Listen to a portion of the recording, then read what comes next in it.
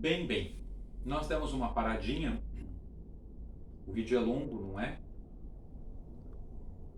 O livro é muito complexo e, como vocês veem, em cada passagem o autor coloca uma questão de discussão. É muito difícil pensar qual discussão é mais interessante. Vale a pena vocês irem ouvindo, lendo e pausando e analisando o que vocês acham de cada uma destas passagens de acordo com o que vocês leram no livro. No livro Alma e Moral, na página 68, dando continuidade, o autor fala o corpo e a ausência de si. Então existe um texto que vale a pena ser lido, e o autor, ao final do texto, coloca: quando um lugar se torna estreito, não conseguimos controlar o mundo pelo lado de fora. Transformar um lugar estreito em amplo é preferir mudar o mundo em vez de a nós mesmos. Na página 70, ele escreve um subtítulo interessante, ele coloca Brother Satã. E ele diz assim: a inversão da tradição ocidental, que se dizia defensora da alma, quando em realidade se preocupava com as questões do corpo. A figura de Satã sempre presente. Ele tenta um indivíduo com a possibilidade de abrir mão de um correto em nome de um bom, o que para nós é justamente a tarefa da alma. O verdadeiro Satã seria então uma alma sem corpo. As tradições religiosas de massa têm essa grande preferência por modelos simplificados da realidade. É mais fácil e conveniente apresentar Satã como um possível resultado do risco, da transformação, do atrevimento ou da transgressão, do que o apresentar também como o pesadelo da acomodação. Na página 73, ele coloca que a alma é espontânea e o corpo é ponderado. E então, o autor diz que o Rabi de Tanzer explica: se acreditar nessas histórias, você é um tolo. Se não acredita, é um perverso. Já na página 75, a perspectiva do Rabino Mendel, ele diz assim: quando lhe perguntaram por que era tão radical e extremista, o Rabino convidou seu inquisidor a se aproximar e disse: você vê? Os dois lados da estrada são para os seres humanos. Apenas os cavalos transitam pelo meio. Para o Rabino, o caminho dos moderados, a mediatriz entre os extremos, é a senda dos cavalos. Se em teoria o caminho do meio nos parece mais equilibrado e maduro, em termos da alma, o Rabino tem razão. Qual é o ser humano que, profundamente mobilizado por uma intenção e sedento pelo sagrado, pode deixar de ser passional e extremista? Como estar apaixonado e ser moderado? O caminho do cavalo representaria a postura daquele que teme a experiência radical de romper com o padrão e a expectativa da maioria. Na página 76, não posso fazer isso é uma expressão que nos paralisa e nos acampa. Não há, no entanto, nenhuma maneira de ultrapassar o mar sem enfrentar a possibilidade de nossa perversidade. O Rabi Gerer diz: busque o bem, e o que dessa margem do mar parecia acarretar o mal, se desfará no próprio processo de fazer o bem. Na página 79, o autor cita outro rabino, Lizensky, e diz que ele dizia: quando uma pessoa deixa de ficar satisfeita com seu negócio ou com sua profissão, é certamente um sinal de que não o está conduzindo honestamente. Quando não se é honesto, ou seja, quando formas de hipocrisia vão ganhando espaço e a conduta é marcada por dissimulações, paramos de sentir satisfação. Essa constatação do rabino se estende para qualquer relação que os seres humanos possam experimentar. A partir da perspectiva do corpo, que se propõe a preservar, a traição é percebida como o crime maior e o rompimento como correto. Da perspectiva da alma, a traição é apenas a medida que promove mudanças e mutações e expõe a necessidade de um novo bom e a subsequente busca de um novo correto. O que devemos lembrar a todo instante é que quando não nos sentimos satisfeitos, e esta é uma sensação que percebemos com relativa facilidade, estamos, por definição, sendo desonestos. Transgredir, estou na página 81 agora. Transgredir é um processo, e o momento em que nos voltamos para outra direção marca um novo segmento de nossas histórias individuais e coletivas. O corpo e sua moral, por sua vez, percebem esse ato como uma desorientação. No entanto, transgredir é necessário. De acordo com o autor, o Rabi Bunan adverte que os pecados que o indivíduo comete não são o pior crime realizado por ele. O verdadeiro grande crime do ser humano é que ele pode dar-se uma simples volta a qualquer momento, mas não o faz. Para o Rabi, o problema não é o tempo perdido ou as sandices cometidas no passado, mas o momento de agora, que é uma oportunidade não aproveitada para mudar o curso. Duas coisas ficam comprometidas pela ausência de transgressão: a qualidade de vida e a possibilidade de continuidade. A qualidade da vida coletiva é prejudicada cada vez que um indivíduo não exerce todo o seu potencial transgressivo. Forte, não? Na página 82, o autor coloca uma outra frase muito intensa. Aquele que não faz uso de todo o potencial de sua vida, de alguma maneira, diminui o potencial de todos os demais.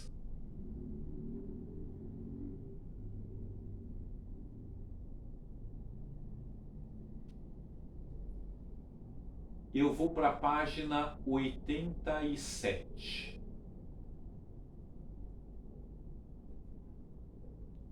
Já indo para o final, e o autor começa a falar sobre Jesus.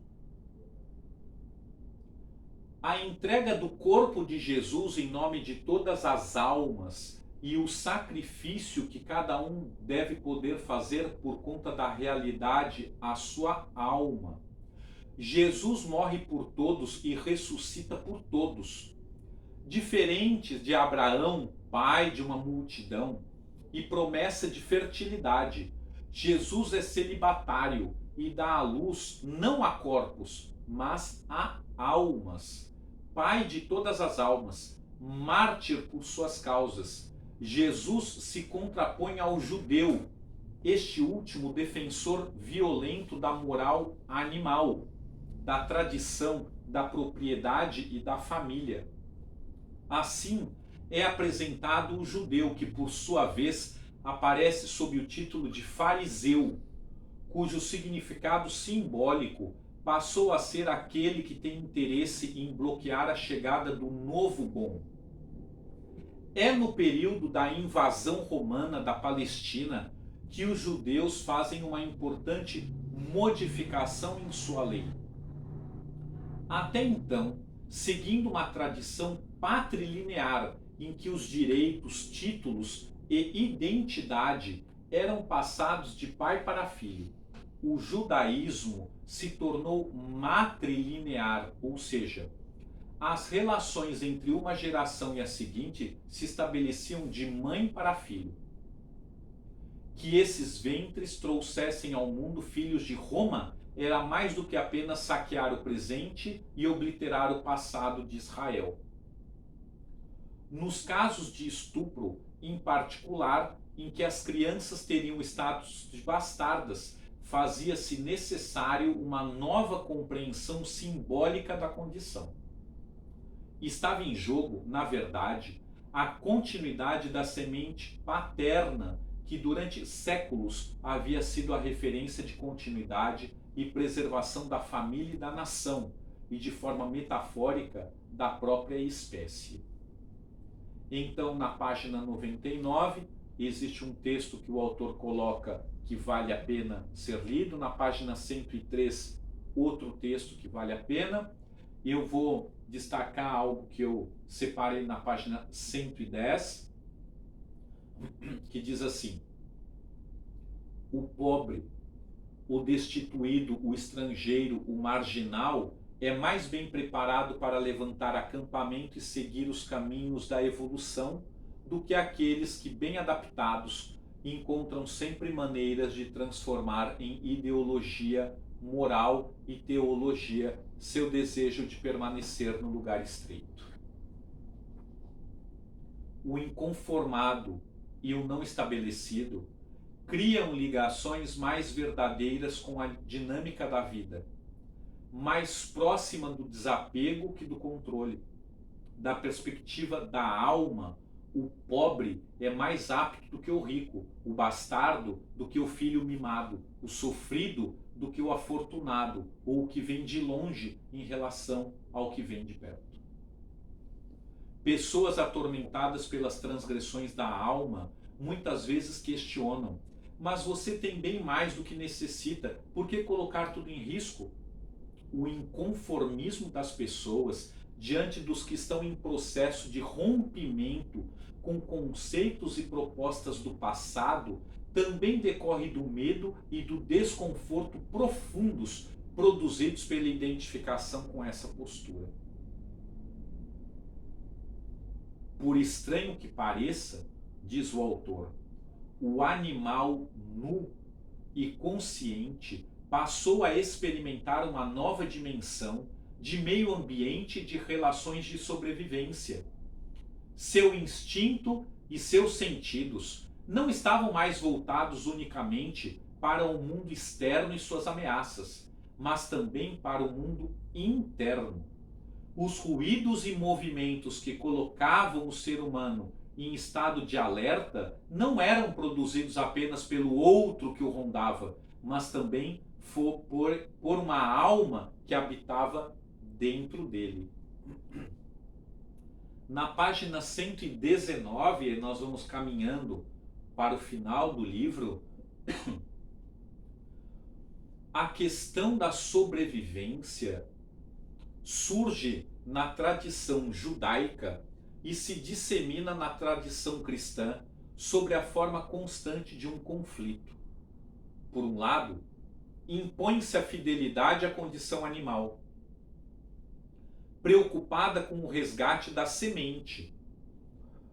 Esta fidelidade é mantida através da criação das melhores condições reprodutivas possíveis. Elas se compõem do reconhecimento da realidade anatômica de sexo, com suas vantagens e desvantagens, e aos poucos organizou a sociedade. Esta organização reflete as soluções de adaptação que se fizeram necessárias e que foram resolvidas pela civilização ao longo dos tempos. A moral e mesmo muitos dos conceitos éticos foram produzidos de forma a maximizar as chances de preservação da espécie. Na página 123. No século XX, esse comportamento alastrou-se para além das fronteiras de uma única tradição. O fundamentalismo islâmico e também judaico, grupos evangélicos, igrejas independentes e seitas de toda a ordem aprenderam que a tradição despojada da traição é extremamente atraente para uma considerável parcela da população. A pureza de Jesus não é genética e ele não é representante do correto. Ele simboliza uma possibilidade em que sua tradição, a judaica, sempre acreditou,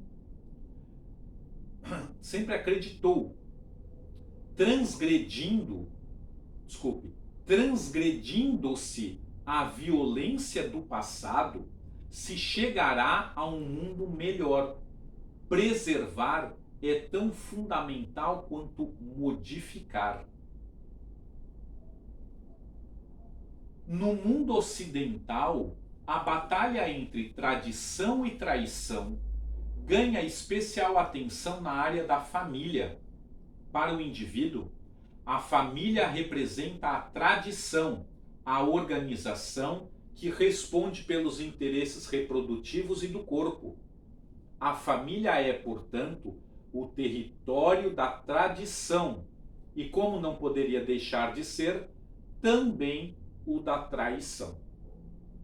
O correto é tão importante para seu corpo como o bom. Na perspectiva do passado, o correto preserva melhor. Na do futuro, é o bom que tem esse atributo. O homem que sublima sua paixão, sua rebeldia, suportando um casamento que se tornou unicamente tradição, é um traidor. Sua concepção se baseia num correto rígido. O homem que rompe o contrato através de amantes também trai. Na página 131, já no apêndice final, o autor coloca: o DNA tem, sobretudo, a responsabilidade, a função matricial da reprodução. A ordem de multiplicar e frutificar está codificada nesse intrincado emaranhado químico. Em outras palavras, o ser humano vai conhecer o corpo. A mais incrível descoberta será a alma. Ao refletirmos sobre o material codificante, o DNA, somos levados a pensar que a solução que se mostrou mais eficiente para a natureza foi não utilizar um material que fosse sempre constante, estável e livre de erros. Muito pelo contrário, a estratégia parece ser a de permitir um razoável nível de erros, enquanto paralelamente se engendra um mecanismo de reconhecimento e reparo de erros extremamente eficiente. O projeto humano não vai mapear o ser humano, e sim revelar o corpo humano. Mas, por não dar conta do ser humano, proporá a existência de um outro material, que é imaterial. A religião terá previsto, a psicanálise apontado, mas a biologia é que descobrirá a alma. Não uma alma boazinha, mas uma alma profundamente imoral. O lugar dessa alma imoral está plantado nos interstícios de nossas instruções matriciais. Ela é o instrumento através do qual a informação, a química e o organismo produzem a si mesmos. Sêmen da criação, talvez seja esta a semente que tão desesperadamente tentamos disseminar. E assim, o Newton Bonder, ele encerra o livro. Vejam que livro complexo. Um livro de difícil leitura, mas que pela própria passagem do livro, não dá para escolher aqui ou aqui. Não dá para ficar no meio termo. É muita coisa, é muita informação. Tem hora que ele fala de um aspecto teológico, tem hora que ele fala de um aspecto antropológico, psicológico, psicanalítico, biológico. Mas para nós, que temos uma visão somatoanalítica, é extremamente rico. Então, eu desejo a vocês uma boa leitura. Estes foram os trechos que eu achei interessante. Claro, cada um de vocês pode achar muitas coisas interessantes. E se vocês desejarem, assista aqui novamente este vídeo que eu fui passando algumas passagens, dê uma paradinha, pense um pouquinho, veja qual é a sua opinião e então na próxima semana, no nosso encontro ao vivo, nós teremos muita coisa para conversar. E eu até tenho dúvidas se nós vamos conversar sobre tudo isso em apenas 2h30. Vamos ver o que acontece. Um grande abraço a todos, até lá. Boa semana.